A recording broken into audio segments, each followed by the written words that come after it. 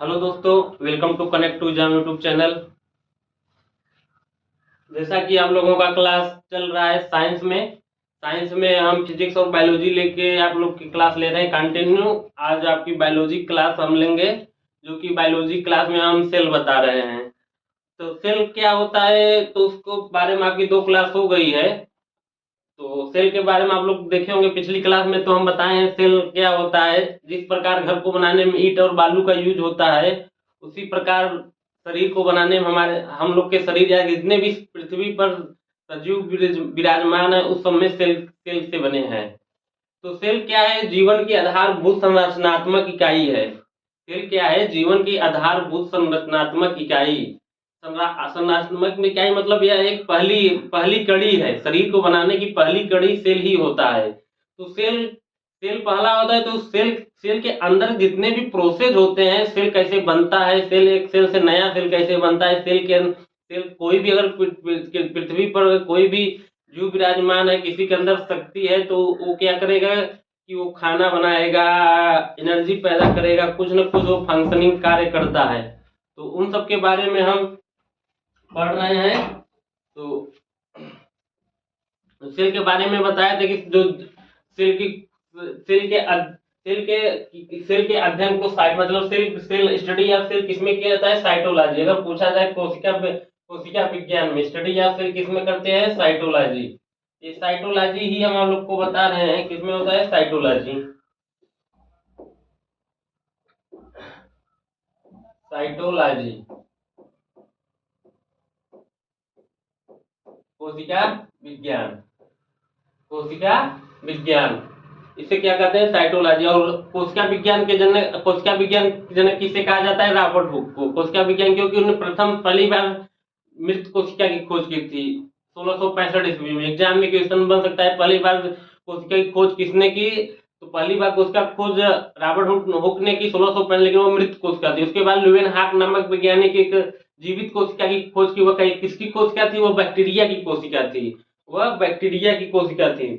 तो कोशिका सिद्धांत स्लाइडर एंड स्वान नामक वैज्ञानिक ने दिया।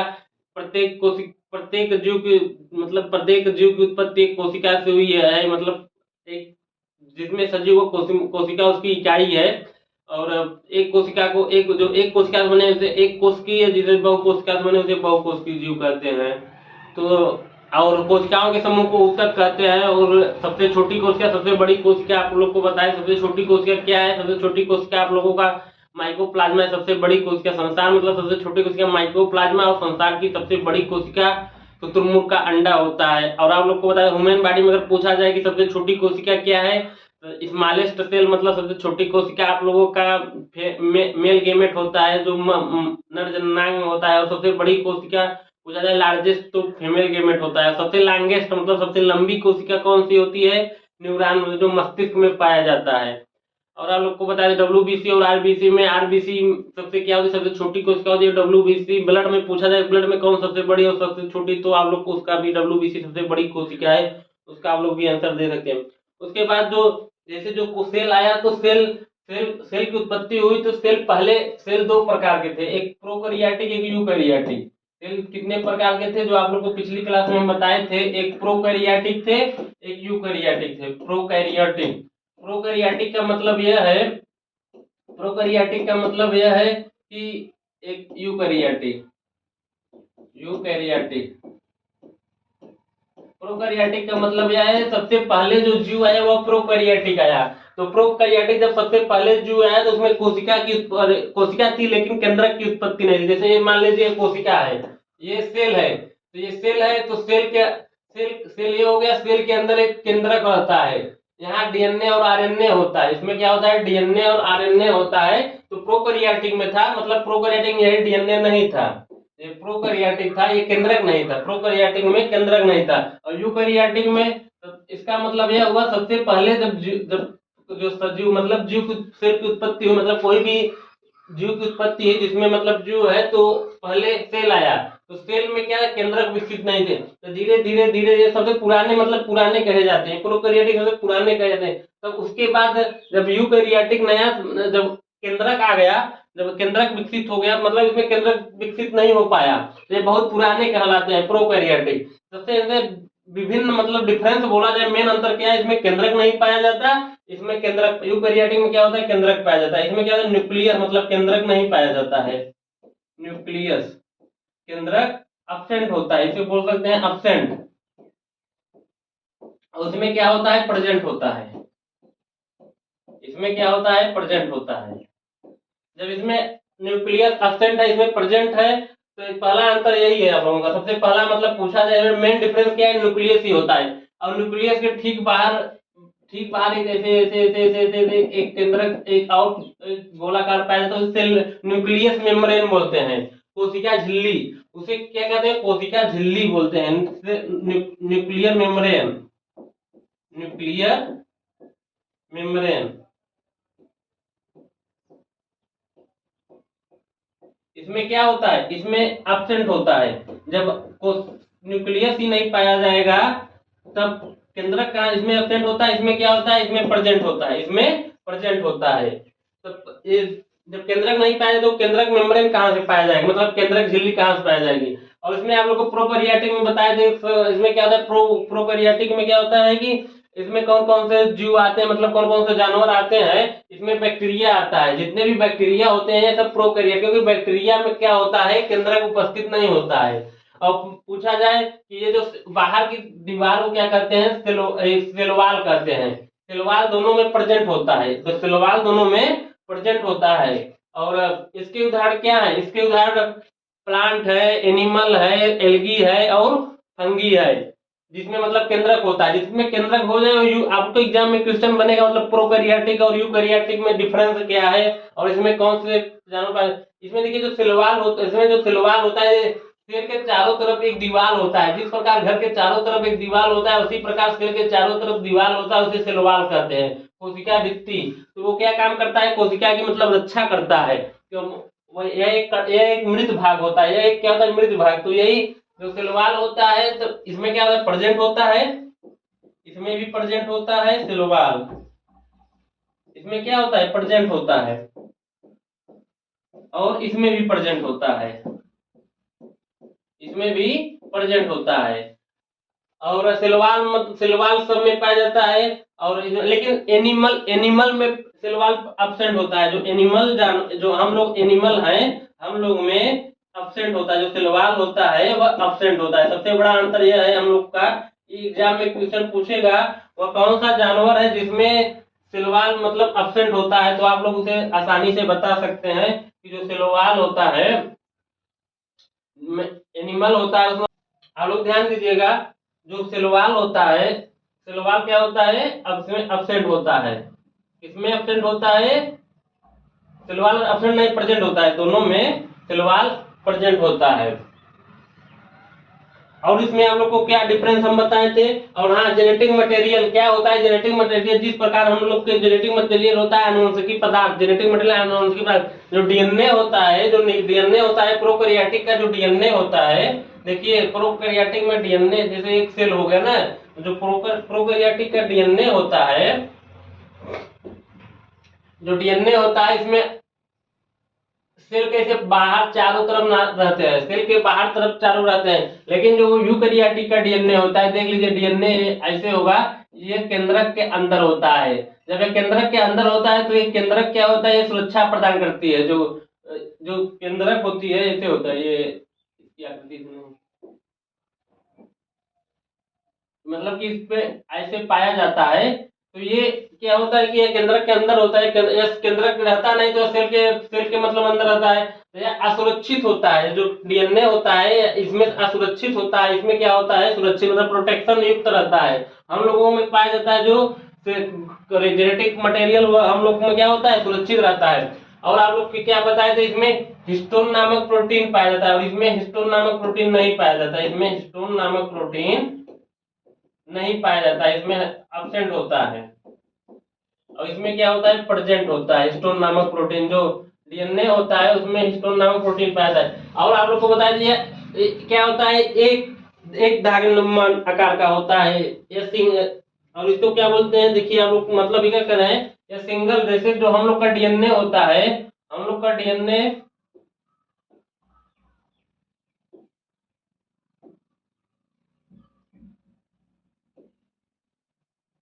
डीएनए देखिए एक हो गया, यह दूसरा हो गया, तो यह क्या हो गया, यह मतलब डबल हेलिक्स बोला जाता है इसे, सिंगल हेलिक्स, सिंगल होता है, सिंगल हेलिक्स होता है, यह सिंगल हेलिक्स होता है, यह सिंगल हेलिक्स होता है, डबल हेलिक्स होता है, यह सिंगल हेलिक्स होता है, यह सिंगल होता है या डबल हेलिक्स होता है, डबल हेलिक्स, यह सिंगल हेलिक्स होता है। यही आप लोग को बताए थे। और क्या बताए थे आप लोगों को, और देखिए और इसमें मेन डिफरेंस क्या है, और इसमें जो मेन डिफरेंस है आप लोग ध्यान दीजिएगा, जो माइटोकांड इसमें देखिए ये सेल हो गया, सेल के बाहर इसमें देखिए कोशिकाएं पाए जाते हैं, आपको राइबोसोम मिलेंगे, माइटोकांड्रिया मिलेगा, और ईआर एंडोप्लाज्मिक रेटिकुलम मिलेगा, और आपको गाल्जी बॉडी मिलेगा, मतलब ये कोशिकाएं है कुछ, मतलब आपको दिखेंगे तो ऐसे भी इसके अंदर कुछ और से पदार्थ हैं, तो ये कोशिकाएं कहे जाते हैं। तो ज्यादातर कोशिकाएं प्रोकैरियोटिक बन नहीं पाए थे, जैसे माइटोकांड्रिया इसमें अब्सेंट होता है, माइटोकांड्रिया इसमें अब्सेंट होता है और इसमें प्रेजेंट होता है, और क्या होता है, ईआर एंडोप्लाज्मिक रेटिकुलम इसमें अब्सेंट होता है, इसमें प्रेजेंट होता है, और आपसे पूछा जाए गाल्जी बॉडी इसमें अब्सेंट होता है और जो यूकैरियोटिक है इसमें प्रेजेंट होता है। और आप लोग को क्या बताया, राइबोसोम ऐसा कोशिकांग है जो प्रोकैरियोटिक और यूकैरियोटिक दोनों में पाया जाता है। जो राइबोसोम है ऐसा कोशिकांग है, उसे क्या बोला जाता है, इस पर मतलब उसे यूनिवर्सल बोला जाता है, उसको एक नाम दिया गया यूनिवर्सल की, कि इसमें दोनों में पाया जाता है, इसलिए उसे किसका नाम दिया, यूनिवर्सल का, या यूनिवर्सल सेल होता है, मतलब सेल होता है, कोशिकांग होता है जो दोनों में पाया जाता है, इसमें भी प्रेजेंट होता है और इसमें भी प्रेजेंट होता है। इसमें 70 प्रकार का राइबोसोम पाया जाता है, 70, इसमें 80, इसमें 80 प्रकार का पाया जाता है। और क्या बताया था लोगों को, जो इसमें क्या होता है, यूकैरियोटिक में जो भोजन बनता है, भोजन माइटोकांड्रिया में बनता है, भोजन कहाँ बनता है, माइटोकांड्रिया में बनता है, और जो प्रोकैरियोटिक इसमें भोजन कहाँ बनता है, मीसोसोम्स में बनता है, किसमें बनता है, मीसोसोम्स में, इसमें एक माइटोकांड्रिया नहीं पाया जाता, मीसोसोम्स में भोजन बनता है, मीसोसोम्स में। तो यही सब मुख्य अंतर थे आप लोग को बताए थे। तो आज आपको अब सेल के बारे में बताए थे, सेल क्या होता है, चलिए आज आपकी मतलब कंटिन्यू करते हैं, आप लोगों को सेल दिखाते हैं। देखिए हम लोग को जो अंदर सेल होता है, ये देखिए सेल ऐसे ही होता है, सेल क्या होता है, ऐसे ही होता है, एनिमल सेल है, मतलब हम लोगों में जो पाया जाता है सेल, यही सेल है। देखिए ये न्यूक्लियस है, यह क्या है, न्यूक्लियस, ये ठीक बीच में होता है, न्यूक्लियस होता है, और और ये देखिए लाइसोसोम, मतलब कोशिकांग है, तो कोशिकांग है, लाइसोसोम हो गया, ये एंडोप्लाज्मिक रेटिकुलम हो गया, देखिए ये वाला भाग जो है एंडोप्लाज्मिक रेटिकुलम है, और ये भी वाला भाग ये रफ एंडोप्लाज्मिक रेटिकुलम है, या स्मूथ एंडोप्लाज्मिक रेटिकुलम। देखिए गाल्जी बॉडी जो हो गया, गाल्जी बॉडी, ये देखिए राइबोसोम, देखिए इसमें रहते हैं जो राइबोसोम 70 इस प्रकार का पाया जाता है, किसमें पाया जाता है, मतलब प्रोकैरियोटिक में 70, और हम लोगों में यूकैरियोटिक में 80। और साइटोप्लाज्म जो इसमें द्रव्य भरे रहते हैं, कोशिका के अंदर जो द्रव्य भरे रहते हैं साइटोप्लाज्म कहते हैं। और प्लाज्मा मेम्ब्रेन, जो मतलब प्लाज्मा मेम्ब्रेन मतलब क्या बोला जाता है, कोशिका झिल्ली, या सेल मेम्ब्रेन बोलिए, या प्लाज्मा मेम्ब्रेन एक ही बात है, या सेल मेम्ब्रेन या प्लाज्मा मेम्ब्रेन। ये देखिए माइटोकांड्रिया है, माइटोकांड्रिया की power house of the cell बोला जाता है, आप लोग आगे पढ़ेंगे। और ये साइटोक्लेटन है, और सेंट्रियोल्स है, क्रोमैटिन है, क्रोमैटिन ये धागे नुमा संरचना बनी रहती है, तो ये क्रोमैटिन है। तो ये एक प्रकार का कौन सा कोशिका है, एनिमल कोशिका है। और आप लोग देखिए एक प्लांट कोशिका दिखाते हैं, देखिए प्लांट कोशिका, एनिमल और प्लांट कोशिका में मेन डिफरेंस क्या है कि एनिमल में सेल वॉल नहीं पाया जाता है, जो जो ये प्लांट कोशिका होता है उसमें सेल वॉल पाया जाता है, सेल के चारों तरफ उसको दृढ़ता बनाए रखता है, सेल के चारों तरफ उसे दृढ़ता बनाए रखता है। तो आज आपका पॉइंट, अब हम आपको देखिए जो सेल होता है, सेल के मतलब अब आप लोग को सेल के बारे में आप लोग को बताएंगे, सेल क्या क्या उसमें भाग होते हैं। तो सबसे पहले हम आप सेल के बाहरी तरफ जो बाहर से रक्षा करता है, जो बाहर से रक्षा करता है उसके बारे में हम आप लोग को बताएंगे। जैसे ये देखिए, ये कोई सेल हो गया, यह कोई सेल हो गया। तो सेल के अंदर क्या होता है, सेल के अंदर सेल ऐसे मान लीजिए एक प्रकार का सेल है, तो सेल के ठीक चारों तरफ जो बाहर होता है,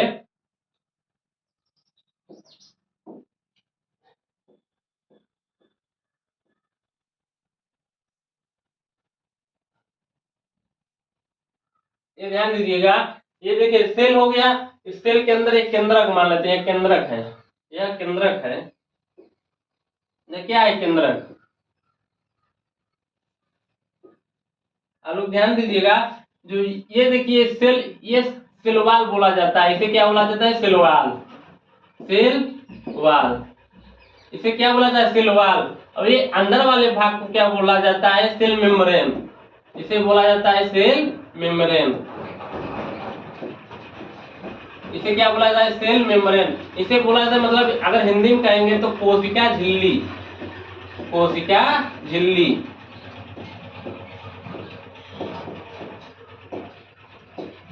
इसे कहते हैं कोशिका झिल्ली। और इसे कहते हैं कोशिका भित्ति, कोशिका भित्ति, कोशिका भित्ति, इसे कहते हैं कोशिका भित्ति और इसे कहते हैं कोशिका झिल्ली। और ये आपका केंद्रक है, ये आपका केंद्रक है। ये क्या है, न्यूक्लियस। आप लोग को आगे आगे हम बताने जाएंगे। तो ये क्या है, जैसे मान लीजिए एक सेल है, ये क्या एक प्रकार का सेल है। तो सेल के बाहर चारों तरफ सेल वाल पाया जाता है, सेल के बाहर चारों तरफ सेल वाल पाया जाता है। और सेल वाल से ठीक सटा नीचे उसके रहता है सेल मेम्ब्रेन, कोशिका झिल्ली बोलते हैं, इसे कोशिका झिल्ली बोलते हैं। ये जो मानव और एनिमल और एक प्लांट में, एनिमल में क्या होता है, ये एनिमल में जो होता है सेल वाल एब्सेंट रहता है, मतलब सेल वाल नहीं पाया जाता है। यह केवल प्लांट में पाया जाता है, यह केवल प्लांट में पाया जाता है। आप लोग ध्यान दीजिएगा, जो हम लोग में अंतर क्या है, एग्जाम में क्वेश्चन बनेगा तब, मतलब सेल वाल किस में पाया जाता है, एनिमल में पाया जाता है, प्लांट में पाया जाता है। तो आप क्या बोलेंगे, जो प्लांट होता है उसमें सेल वाल होता है और जो सेल मेम्ब्रेन होता है यह प्लांट एनिमल में नहीं पाया जाता है। अब सेल वाल मतलब सेल वाल का काम क्या होता है, आप लोग ध्यान दीजिएगा। सेल वाल यह जैसे एक पेड़ हो गया, पेड़ पौधा हो गया, उसको हम लोग एक बार किसी बाइक या किसी पैर से अगर दब जाता है, वह तब भी नहीं टूटता है, तब भी वह एक बार मतलब वो जमता है, मतलब एक बार वो उगता है। तो अगर कोई पेड़ पेड़ पौधा हो तो ये क्या करता है, ये इसको मजबूत बनाता है। बाहर से इसका क्या काम होता है, अगर आप लोग पूछा जाए कि इसका काम क्या है, तो आप लोग क्या बोलेंगे, जो सिलवाल होता है, सिलवाल, कोशिका भित्ति,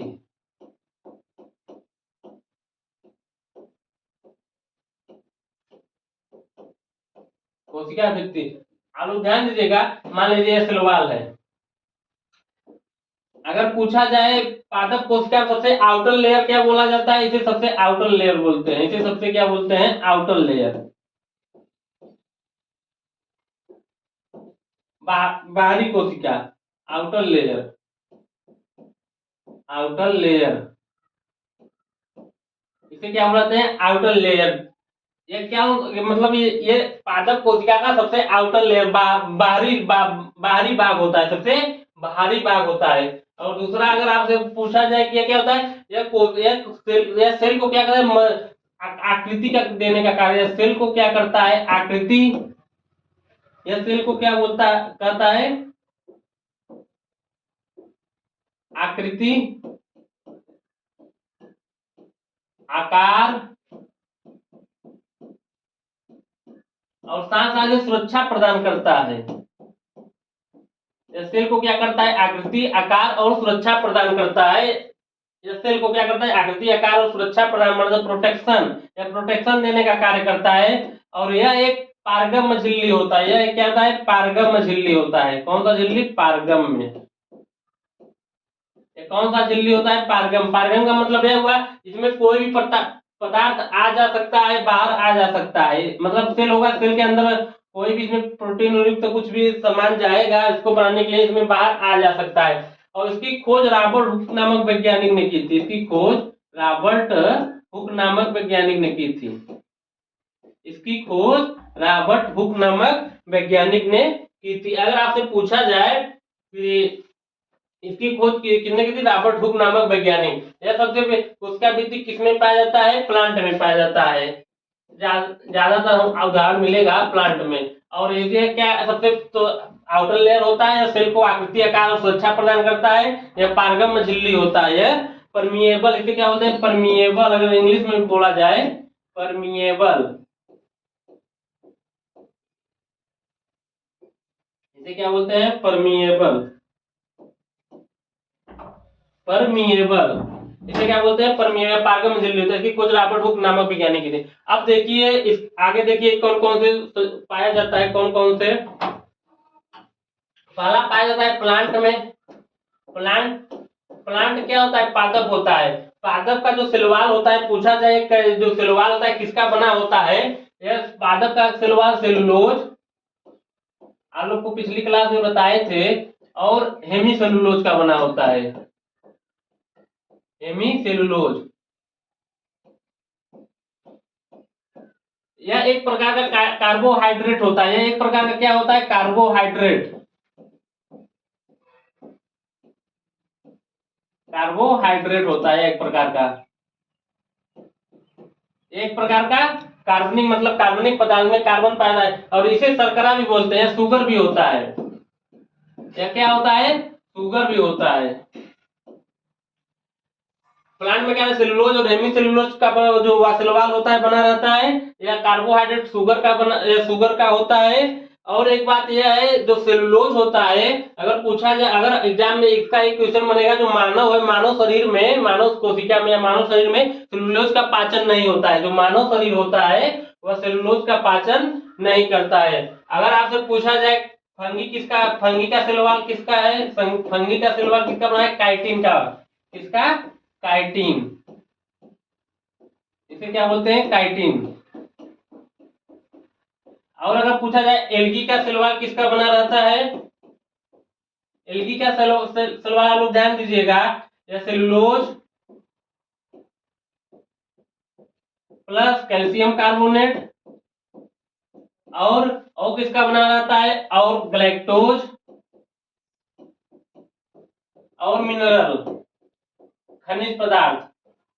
आप एग्जाम में पूछेगा इन सब का मतलब सेलवाल किसका बना रहता है। और आप लोग को बैक्टीरिया बताए थे, बैक्टीरिया में भी सेलवाल पाया जाता है। यह कौन सा प्रोकैरियोटिक का है? यह सब तो यूकैरियोटिक थे, और यह कौन सा प्रकार का है? प्रोकैरियोटिक प्रकार का, यह यूकैरियोटिक पदार्थ प्रकार का। देखिए बैक्टीरिया किसका बना रहता है? पेप्टिडाइक्लोन, आप लोग को बताए थे एग्जाम में क्वेश्चन बन सकता है। पेप्टिडोडाइक्लोन, पेप्टिडोडाइक्लोन और अमीनो एसिड, अमीनो एसिड और मुरामिक एसिड, मुरामिक एसिड। आपको एग्जाम में क्वेश्चन बनेगा या। और अब सबसे बड़ी बात यह है, जो एनिमल होता है हम लोगों में, अगर पूछा जाए तो यह एब्सेंट होता है। आप लोग ध्यान दीजिएगा, यह एनिमल में एब्सेंट होता है। मेन मेन मोस्ट इसलिए आप लोग एकदम मोस्ट पॉइंटेड है। जो एनिमल होता है उसमें क्या होता है? सेलवाल एब्सेंट होता है, और इस सब में क्या होता है? पाया जाता है।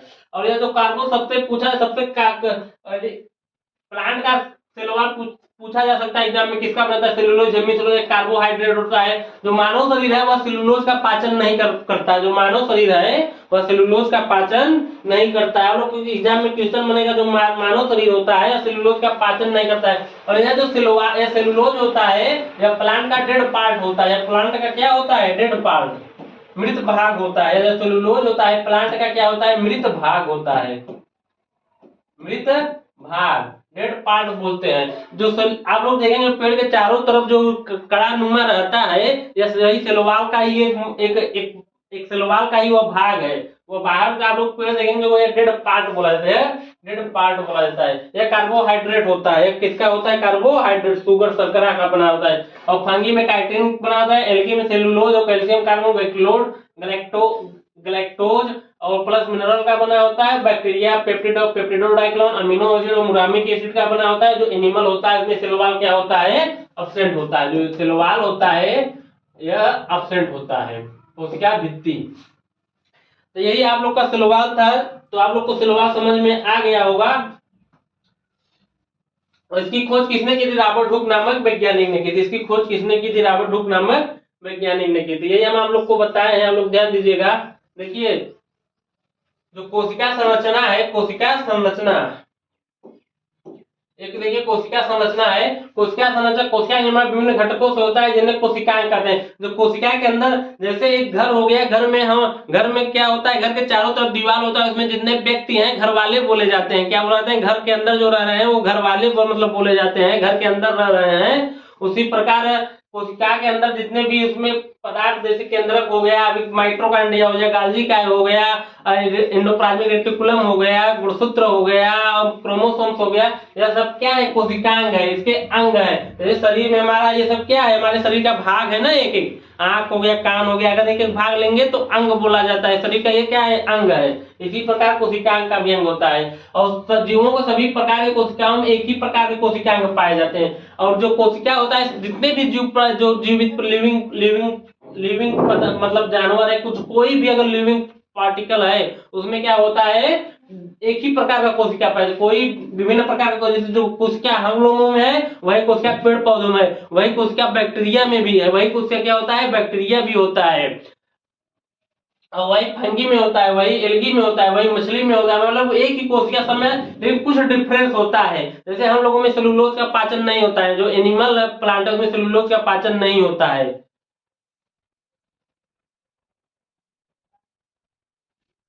नहीं, आप लोग को हम थोड़ा सा मिस्टेक बता दिए हैं। जो सेलुलोज का पाचन होता है, यह केवल ह्यूमन बॉडी में नहीं होता है। जो सेलुलोज का पाचन नहीं होता है, सेलुलोज का जो पाचन नहीं होता है, वह जो मानव मानव लोग हैं उसमें नहीं होता है, ह्यूमन बॉडी में, ह्यूमन बॉडी में, ह्यूमन बॉडी, ह्यूमन बॉडी में सेलुलोज का पाचन नहीं होता है। जो सेलुलोज का पाचन, आप लोग को हम थोड़ा सा जो है एनिमल बोल देंगे। एनिमल में क्या होता है, गाय भैंस बकरी, ये सब में सेलुलोज का पाचन होता है, क्योंकि वो पेड़ पौधे खाते हैं। आप लोग देखेंगे पत्ती खाते हैं, पेड़ पौधे खाते हैं एनिमल, और घास खाते, जैसे गाय हो गया, भैंस हो गया, उस सब में सेलुलोज का पाचन होता है। लेकिन सबसे बड़ा डिफरेंस है, जो मानव है, ह्यूमन बॉडी है, उसमें सेलुलोज का पाचन नहीं होता। आप लोग थोड़ा ध्यान दीजिएगा, थोड़ा सा मिस्टेक करते हैं। बल्कि जो एनिमल होता है उसमें सेलवाल नहीं पाया जाता है। एनिमल होता है उसमें सेलवाल अब्सेंट होता है।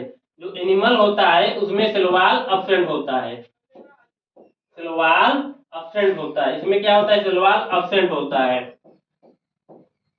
सेलवाल अब्सेंट होता है। और जो सेलुलोज होता है, सेलुलोज का पाचन मानव बॉडी में नहीं होता है, केवल मानव में, और सब में होता है। एनिमल में अगर आप लोग देखेंगे, एनिमल में तो इसमें क्या होता है, ये सब में होता है। थोड़ा आप लोग ध्यान दीजिएगा। और देखिए कवरिंग ऑफ सेल, मतलब कवरिंग ऑफ सेल, कोशिका का आवरण दो भाग में, एक सेल वॉल होता है, एक सेल मेम्ब्रेन होता है। कोशिका भित्ति और कोशिका झिल्ली। और सेल वॉल के बारे में हम आप लोग को बता दिए थे, इसकी खोज रॉबर्ट हुक नामक वैज्ञानिक ने की। और यह कोशिका को मजबूत प्रदान करता है, यह मृत भाग होता है।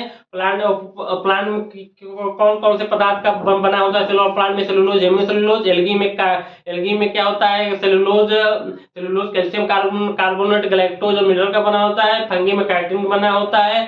और एनिमल में एब्सेंट होता है। और बैक्टीरिया में भी सेलुलोज बना होता है, सेलुलोज का बना, नहीं सेलुलोज का नहीं, बैक्टीरिया में पेप्टिडोडाइक्लोन और आप लोग को क्या बताया, अमीनो एसिड और मुरामिक एसिड का बना होता है। और जो सेलुलोज का पाचन होता है वो मानव में नहीं होता है। जो सेलुलोज का पाचन होता है मानव में नहीं होता है, लेकिन और जितने गाय भैंस बकरी है, जितने भी घास फूस खाते हैं, उन सब में सेलुलोज का पाचन होता है। और कोशिका का आवरण, पहला सेल वॉल हो गया, दूसरा आपको सेल मेम्ब्रेन, कोशिका भित्ति।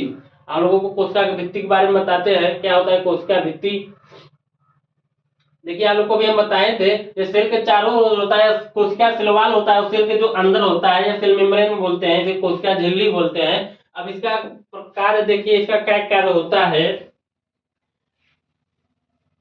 आप लोग ध्यान दीजिएगा।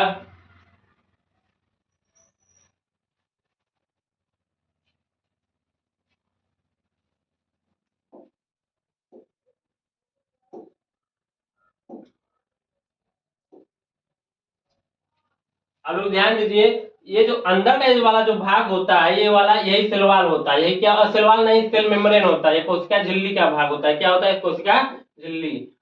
ये तो केंद्रक हो गया। ये देखिए सिलवाल, सिलवाल क्या होता है, सिलवाल प्लांट में भी प्रेजेंट रहता है।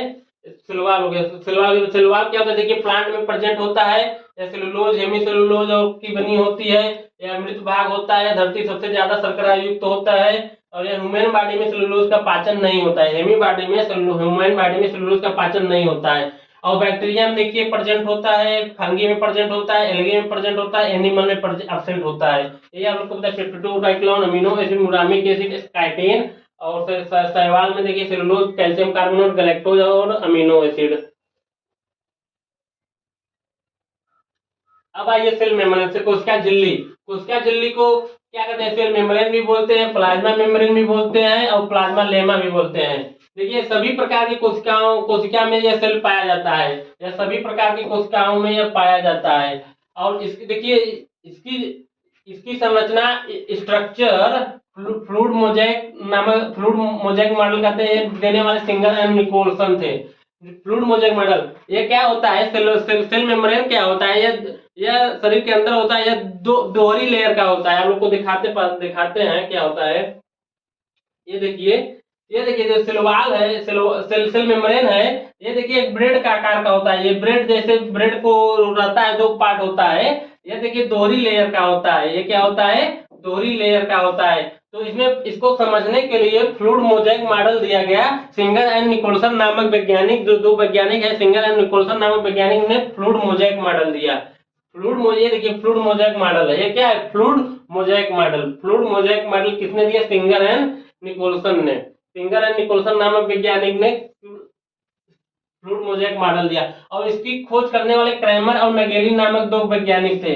और ये सेल मेम्ब्रेन है, इसकी खोज करने वाले कौन से वैज्ञानिक है? क्रैमर और नगेली। क्रैमर नगेली ने इसे प्लाज्मा मेम्ब्रेन का, जो क्रैमर नगेली है इसे प्लाज्मा मेम्ब्रेन का, और प्रीफर नामक वैज्ञानिक ने इसे सेल मेम्ब्रेन का। प्रीफर नामक वैज्ञानिक ने क्या किया? एक सेल मेम्ब्रेन है। और यह झिल्ली जीवित एवं अर्ध पारगम्य झिल्ली है, सेमी परमिएबल मेम्ब्रेन कहा जाता है। अब देखिए आप लोग ध्यान दीजिए, जो अर्ध पारगम्य झिल्ली होता है, यह क्या काम करता है? जैसे जो सिलवाल था वो कोई भी पदार्थ को अंदर आने देता था। जैसे सिलवाल क्या था, जैसे मान लीजिए यह क्या है? यह सिलवाल, यह कोशिका है, कोशिका के अंदर क्या होता है? सिलवाल पाया जाता है। ये देखिए, ये सेल मेम्ब्रेन हो गया, बाहर वाला सिलवाल हो गया। तो क्या काम था?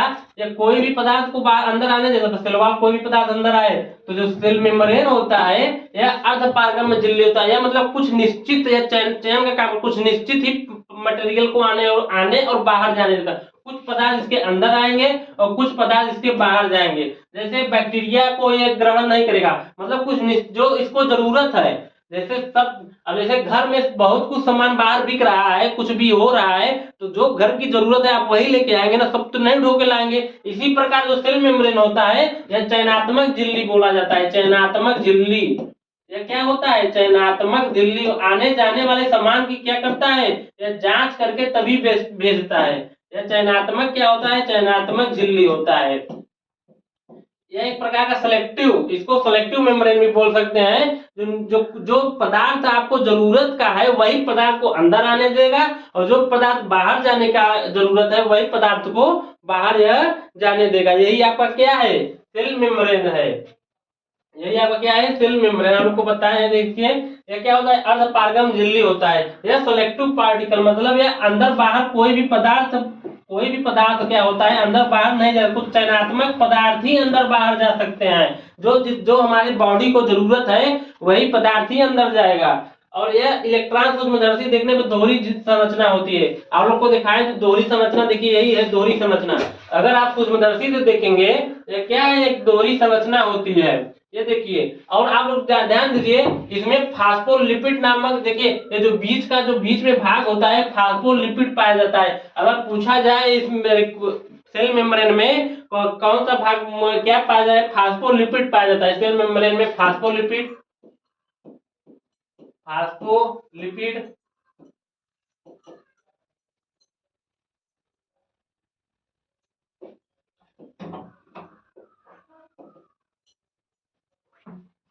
क्या बोलेंगे, phospholipid.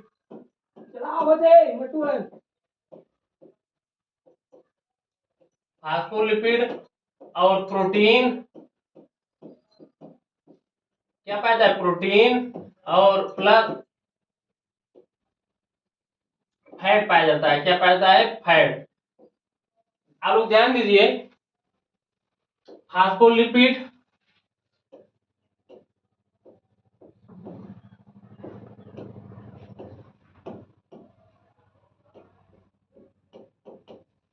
Plus protein plus fat, ये क्या पाया जाता है, ये पदार्थ जो होता है, जो पदार्थ होता है सेल मेम्ब्रेन में, ये सब क्या होते हैं, प्रेजेंट होते हैं। ये सब क्या होता है, ये मतलब जो सेल मेम्ब्रेन है ये किसकी बनी होती है, आप लोग कैसे बताएंगे। जो सेल मेम्ब्रेन है फास्फोलिपिड, प्रोटीन और फैट की बनी है। जो प्रोटीन होता है या जल में क्या होता है, जल में घुलनशील होता है। फास्फोलिपिड क्या होता है, जल में घुलनशील होता है। फास्फोलिपिड नहीं, प्रोटीन जल में घुलनशील। आप लोग को एग्जाम में क्वेश्चन बनेगा कि सेल मेम्ब्रेन किसकी बनी होती है, तो आप लोग क्या बोलेंगे, फास्फोलिपिड की। और जब फैट होता है या जल में अघुलनशील होता है, या जल में अघुलनशील, अघुलनशील। अगर आप लोग को जो जल में घुलते हैं, जो जल में घुलता है उसे क्या बोलते हैं, हाइड्रोफिलिक बोलते हैं। उसे क्या बोलते हैं, हाइड्रोफिलिक, हाइड्रोफिलिक, फिलिक। और अगर जो जल में नहीं घुलता है, जो जल से मतलब जल से इसको डर लगता है, इसे क्या बोलते हैं, हाइड्रोफोबिया। हाइड्रोफोबिया का मतलब डर होता है, हाइड्रोफोबिया का मतलब क्या होता है, डर होता है। फोबिया का मतलब डर होता है, फीलिंग मतलब ये डर, डरता नहीं। अगर जल में जो घुलनशील है उसे हाइड्रोफिलिक, और जल में अघुलनशील है हाइड्रोफोबिया।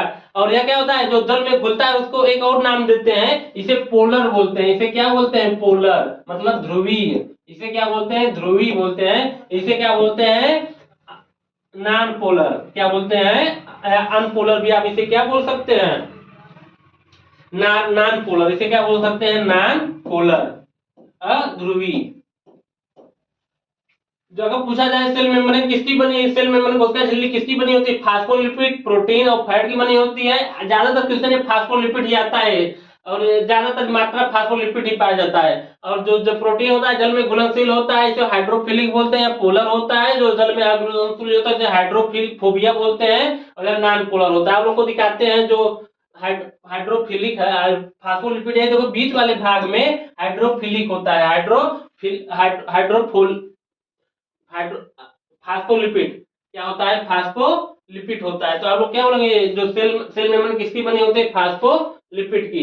एग्जाम में क्वेश्चन बनेगा फास्फोलिपिड, देखिए फास्फोलिपिड प्रोटीन और फैट की बनी होती है, और इसकी मोटाई 75 एंगस्ट्रॉम होती है। इसकी जो मोटाई होती है, ये आप लोग की जो मोटाई दिख रही है, ये कितनी होती है, 75 एंगस्ट्रॉम होती है। कितनी होती है, 75 एंगस्ट्रॉम होती है। तो आप लोग को एग्जाम में यही क्वेश्चन बनेगा। मेन क्वेश्चन आप लोग को बता देते हैं। इसकी यह सभी प्रकार कोशिका में पाया जाता है। यह मॉडल, इसको मॉडल को यह समझने के लिए फ्लूइड मोज़ेक मॉडल दिया। फ्लूइड मोज़ेक नामक कौन से वैज्ञानिक ने दिया, Singer and Nicolson. Fluid mosaic model Singer and Nicolson नामक वैज्ञानिक ने दिया, और इसकी खोज क्रैमर और नगेली नामक वैज्ञानिक ने की। इसकी खोज किसने की, क्रैमर और नगेली ने। क्रैमर नगेली ने इसे प्लाज्मा मेम्ब्रेन का, क्रैमर और नगेली ने इसे प्लाज्मा मेम्ब्रेन का, और प्रीफन नामक वैज्ञानिक ने इसे सेल मेम्ब्रेन नाम दिया। प्रीफन नामक वैज्ञानिक ने सेल मेम्ब्रेन नाम दिया। और यह क्या होता है, अर्धपारगम झिल्ली होता है। अब यहाँ से ये मेन इंपॉर्टेंट आप लोग ध्यान दीजिए, अर्धपारगम झिल्ली होता है। यह कुछ सिलेक्टिव पदार्थ को ही आने देता है। और इलेक्ट्रॉन सूक्ष्मदर्शी देखने पे दोहरी संरचना, बाइलेयर स्ट्रक्चर होता है, दोहरी संरचना होती है अगर आप इलेक्ट्रॉन सूक्ष्मदर्शी में देखेंगे। और फास्फो यह मतलब बनी होती है, यह फास्फोलिपिड प्रोटीन और फैट की बनी होती है, फास्फोलिपिड प्रोटीन और फैट की बनी होती है। और इसका थिकनेस कितना होता है, 75 एंगस्ट्रॉम होता है। इसका थिकनेस कितना होता है, 75 एंगस्ट्रॉम होता है। तो ये आपका सेल मेम्ब्रेन खत्म होता है। और फ्लूइड मोज़ेक मॉडल आप लोग को दिखा देते हैं, जो मॉडल समझने के लिए इसका जो मॉडल समझ, सिंगर और निकोलसन नामक वैज्ञानिक ने फ्लूइड मोज़ेक मॉडल है, क्या है, फ्लूइड मोज़ेक मॉडल है। तो आप लोग को समझ में आ गया होगा। आज लोग को हम कोशिका के दो बाहरी परतों को बताए हैं, एक सेल वॉल, एक सेल मेम्ब्रेन। तो आप लोग समझ पाए होंगे सेल वॉल क्या होता है, बाहरी पदार्थ होता है, यह कोशिका को मजबूती प्रदान करता है। लेकिन एक बात यह है कि यह एनिमल में नहीं पाया जाता है, यह एनिमल में नहीं पाया जाता है। और सेल वॉल किसका बना होता है, प्लांट में किसका बना है, एल्गिन किसका बना है, और फंगी में किसका बना, बैक्टीरियम बना, आप लोग को बता दिए हैं। और उसके बाद आपको सेल मेम्ब्रेन में आया। सेल मेम्ब्रेन क्या है कि इसकी खोज किसने की, क्रैमर और नगेली ने इसकी क्या की, खोज की। और इसको समझने के लिए फ्लूइड मोज़ेक मॉडल किसने दिया, निकोलसन। इसका फ्लूइड मोज़ेक मॉडल किसने दिया, सिंगर और निकोलसन ने दिया। और ये किसकी बनी होती है, फास्फोलिपिड प्रोटीन और फैट की बनी होती है, बाइलेयर स्ट्रक्चर, दोहरी संरचना होती है। इसकी मोटाई कितनी होती है, 75 एंगस्ट्रॉम होती है। और इसका नाम किसने दिया, आपसे एग्जाम में क्वेश्चन पूछ सकता है। यह सेमी परमिएबल झिल्ली होती है। और यह प्रीफर नाम वैज्ञानिक ने सेल मेम्ब्रेन नाम दिया। और क्रैमर नगेली ने इसे प्लाज्मा मेम्ब्रेन नाम दिया। इसके तीन नाम आप लोग को, प्लाज्मा मेम्ब्रेन, उसका सेल मेम्ब्रेन, प्लाज्मा मेम्ब्रेन और प्लाज्मा लेमा भी नाम आपसे बोल सकते हैं। तो आप लोगों को क्लास आज का कैसा लगा, और लाइक एंड शेयर जरूर करिए, अपने दोस्तों को जरूर बताएं। और हम लोग पुलिस का प्रैक्टिस बैच भी आने वाले समय में ला रहे हैं, उसकी तैयारी चल रही है। अगर हमारा क्लास आज का अच्छा लगा और प्लीज लाइक एंड शेयर जरूर करिए, अपने दोस्तों को जरूर बताएं। चलिए मिलते हैं अगली क्लास में, धन्यवाद।